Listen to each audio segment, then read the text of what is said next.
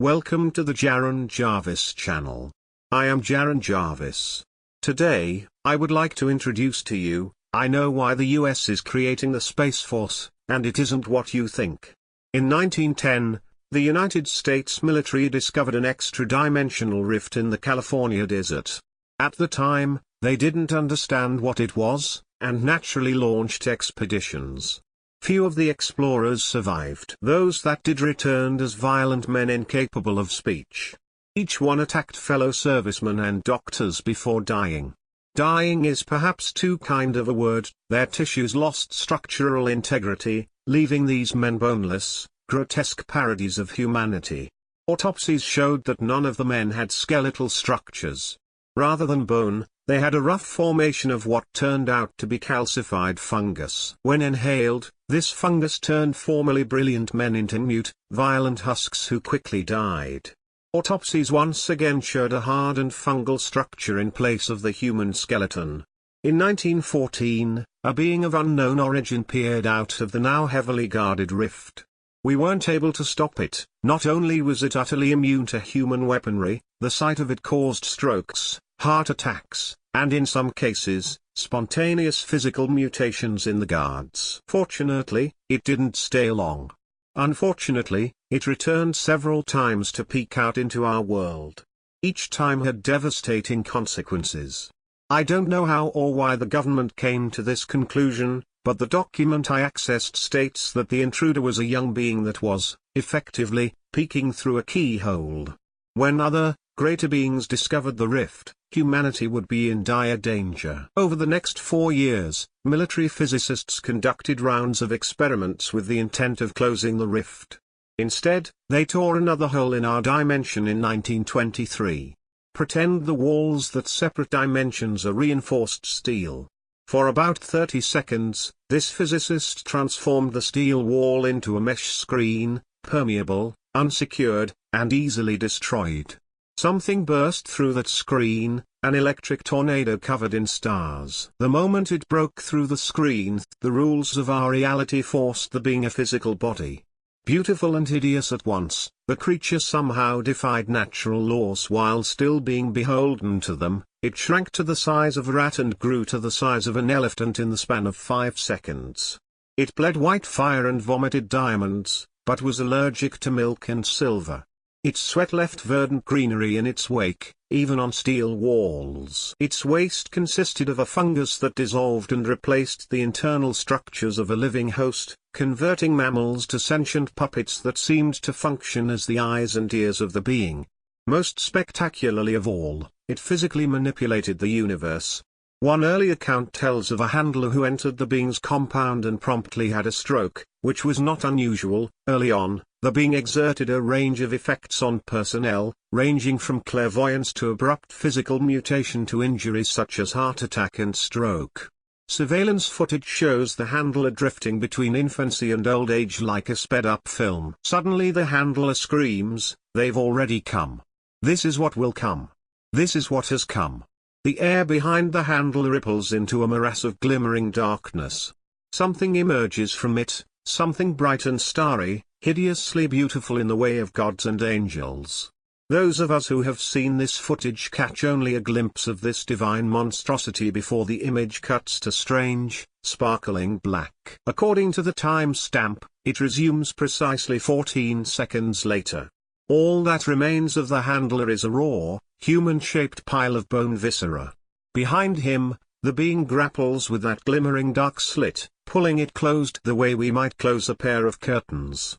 The being succeeds, then collapses beside the handler's remains and grieves. The grieving proved that the being bonded closely with its captors. Though highly intelligent, in fact, immeasurably intelligent by human standards, it bonded to people in a manner similar to that of companion animals. In stark contrast to the being's gentle loyalty, the intruders, the godlike monstrosities even our cameras can't comprehend, were hostile. That incident was the first sighting, but it was far from the last. From that day forward, the monsters, eventually codenamed SED, attempted to cross into our world on a frequent basis. Our only recourse was the being, who bravely knit the openings closed and, in some cases, injured or even killed the intruding SED. Before long, too many attempts were being made too frequently for one being to handle indefinitely. The military's solution was a breeding program. After 5 years and hundreds of experiments, the military discovered that the being's offspring had to be carried in human males.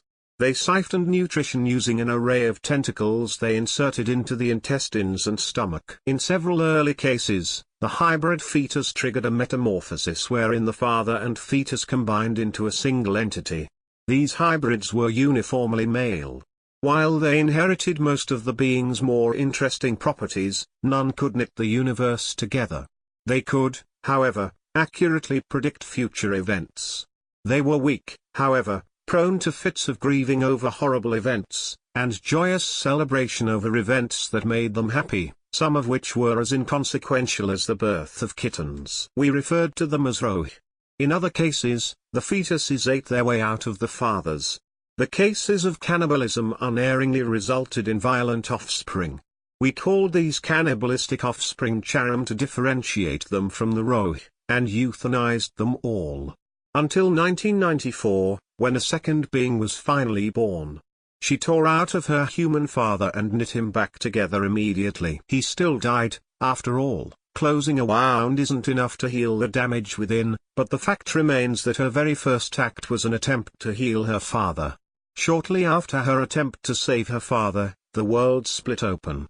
I've seen the footage from 24 angles. A stark black line cracks the air and grows, morphing into a glimmering obelisk that spans floor to ceiling.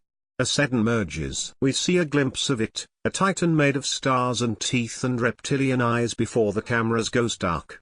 We waited for the inevitable breakout of the SED, but it never came.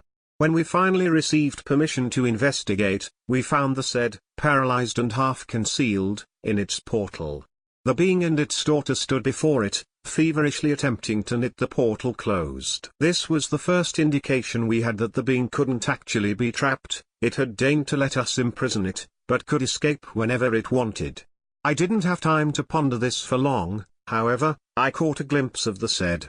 Its skin pulsated under the lights, blinding snakes of mercury writhing around rivers of oil, slick black and banner-like undulations that reminded me of the aurora borealis.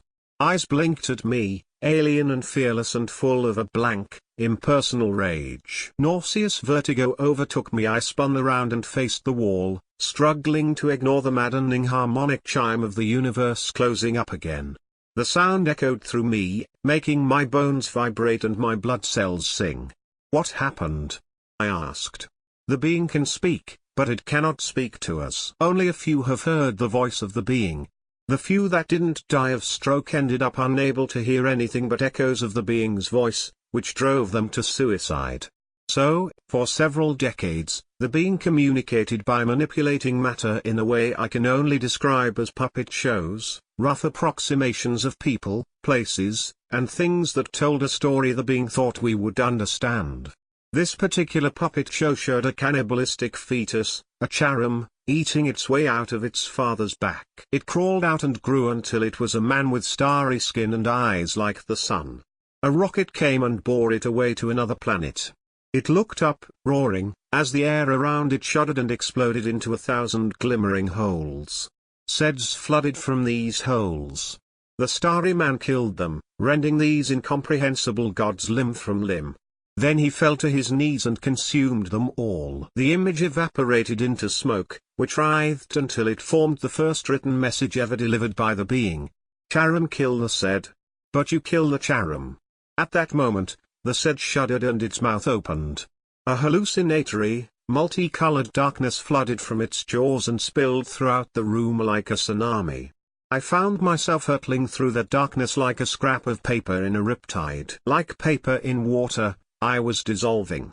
I could feel it, my bones rubberizing and my tissues stretching thin, pulling apart into thin, inconsequential tatters. Then hands plunged into my ruined form, warm and small and terribly painful.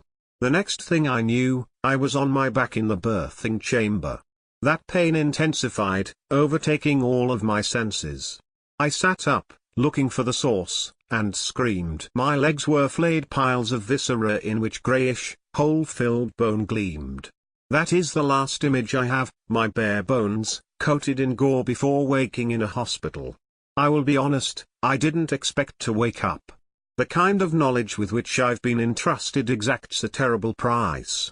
I wasn't entirely wrong. They only kept me alive because the being had bonded so closely to me, and they felt like I might be able to coax it back to US territory.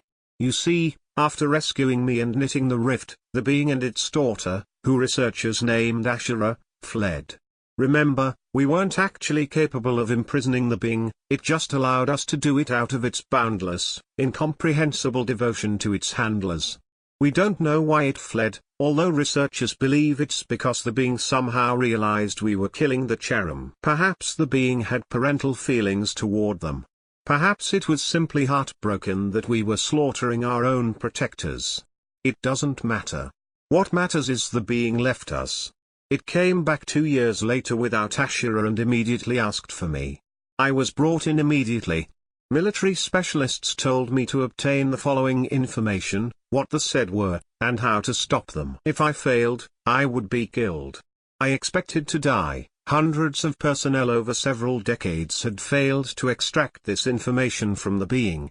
Why would I be the one to succeed? Even though I was terrified, my reunion with the being was strangely wonderful. It grieved over my injuries and our sustained separation, then lay at my side. We luxuriated in each other's presence for many hours. Then smoky tendrils shimmered into being and formed the words.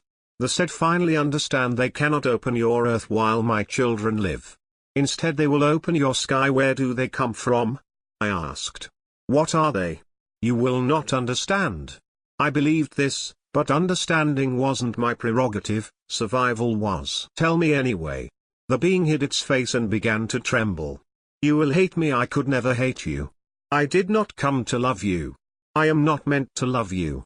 I only love you because your reality makes it so. What do you mean? I asked. They are the rest of me. The being was right, I didn't understand. Neither did anyone else. No one ever would. The being never communicated again. In December 2015, US intelligence confirmed that Ashura was at a secure compound in Russia's far north. Russia quickly developed its own, rather more successful, breeding program. They keep cherub but euthanize roh.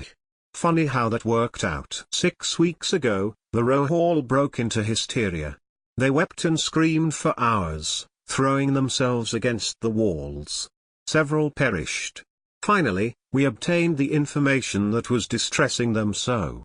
We have opened the stars. The next day, a said attacked a Russian nursery full of cherub. As the being predicted, it came from the sky, from outer space. The being immediately portaled to the cherub and fought to the death. Its sacrifice was not in vain, it immobilized the said long enough for the cherub to eat and kill it.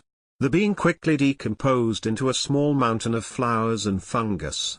Over the following days, Roh became even more hysterical, throwing a sustained fit of maddened despair centered around one piece of information.